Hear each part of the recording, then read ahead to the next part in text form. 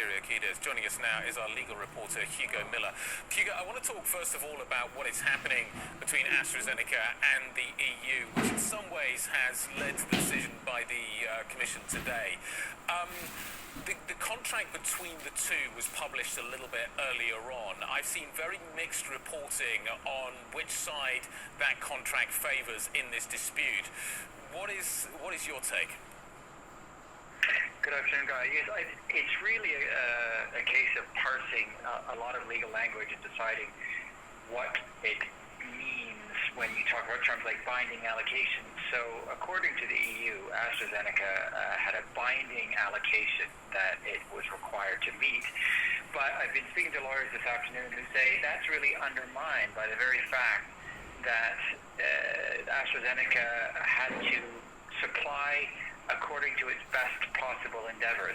In other words, its best possible means. It almost provides a kind of a force majeure situation where if AstraZeneca says, look, I'm sorry, we've run into problems, we can't supply everything, it gives them a potential wiggle room to not be on the hook, so to speak. I also am trying to wrap my mind around the export ban from the EU and how it relates to the UK. It seemed like in the contract, the UK meant the EU, that it could be produced in the UK and then sent to the EU. If the vaccine is filled and finished in the EU, but made in the UK, what happens there? It is confusing. The expression closing the stable door after the horse is bolted perhaps applies to this. Obviously, an export ban is not going to do anything for any vaccines produced in the UK. And so really this is about future events. It's about sending a kind of a stern message to AstraZeneca that any future production in Belgium or any other EU member state will stay in the EU. And it's also just sending a message to any other drug maker that if you're thinking about exporting because someone says we need it, you better think twice or you will face the wrath of the European Commission. That's the language that they're trying and the message they're trying to put out. Okay, great. We really appreciate it, Hugo. Thank you very much, Hugo Miller from Bloomberg. Hey, some breaking news for New Yorkers who like Valentine's Day. New York City can now reopen indoor dining at 25% capacity on February 14th. That comes from Governor Cuomo in his press conference that you can reopen indoor dining at 25% on February 14th. All right, joining us now from more, Scott Rosenstein, Global Health Special Advisor for Eurasia Group. Just to start, Scott, what are your thoughts on the export ban from vaccines out of the EU? Sure. Well, thanks for having me. I think it's concerning. I think there's always been the expectation that when the supply exceeds the demand, that countries that are manufacturing the vaccine will work to make sure that their domestic supply is spoken for. And I think that's what we're seeing here. It sets a dangerous precedent. It's the kind of thing that we could see in other countries, in other regions, as countries that have certain expectations around deliveries, as those expectations aren't met. How's this going to work in practice? I'm sitting here in London. Are we going to see, for instance, Pfizer-BioNTech shots that are being manufactured in Belgium now being restricted in terms of their ability to travel across the channel to the UK? I think, as I understand it now, I think a lot of details still remain to be seen. I think there will be more hoops to jump through. There will be reductions, and there will be efforts to coerce the companies to deliver the vaccines within the EU first. I'm not sure we'll necessarily see a blanket stoppage of deliveries, but it could be slowed down, particularly if the rollout in the EU continues to go slower than expected and the supply continues to be lower than expected. Yeah, let's get to the rollout in Europe. Obviously, we all know there's been a lot of problems. Why didn't they structure an emergency authorization faster so they could get the vaccines approved? And then what happened? I think it's different philosophies around authorization. There is more caution within the European Medicines Agency than there was in the UK.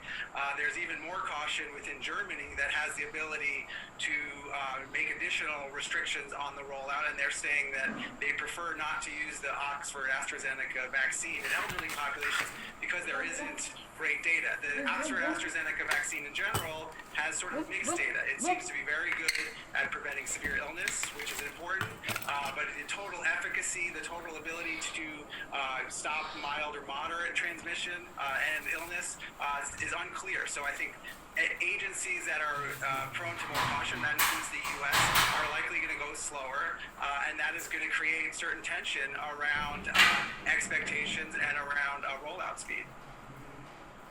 Scott, what are the long-term implications, do you think, of the EU's slow progress here? You must talk to your colleagues at Eurasia Group, and the crossover into politics is a fairly clear one. What are you guys talking about when you think about what the implications of this are?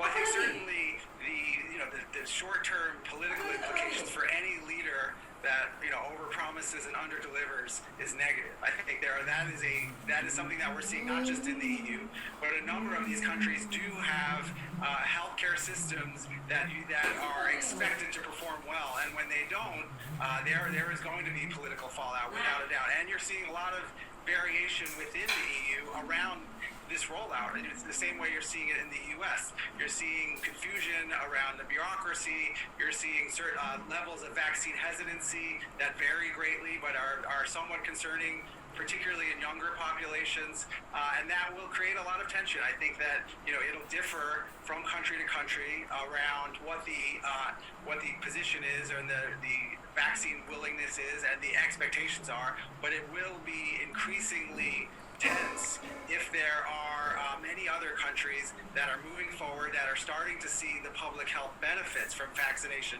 sooner, starting to transition to this less disruptive new normal sooner. And we're already seeing that in Israel. Their vaccination activity far exceeds many other countries, and we're starting to see some very positive signs there that hospitalizations in individuals that are vaccinated are really falling off a cliff. And if countries in Europe don't start seeing that as soon, there will be a political cost to that. A whole different dose of reality. Thank you so much, Scott. We appreciate it. Scott Rosenstein, Eurasia Group Global Health Advisor. Guy, I just want to point out what's happening in the markets because equity is really starting to roll over here. We're off almost 500 points on the Dow Jones Industrial Average. The S&P is off by over 1 percentage point. It's the last day of the month, so you can imagine there's any kind of book squaring happening. GameStop, though, that stock's still holding up. If you are along a call option, then your market maker has to go and buy the stock. What if the stock isn't there? All that stuff is going to be confronted over the next few hours.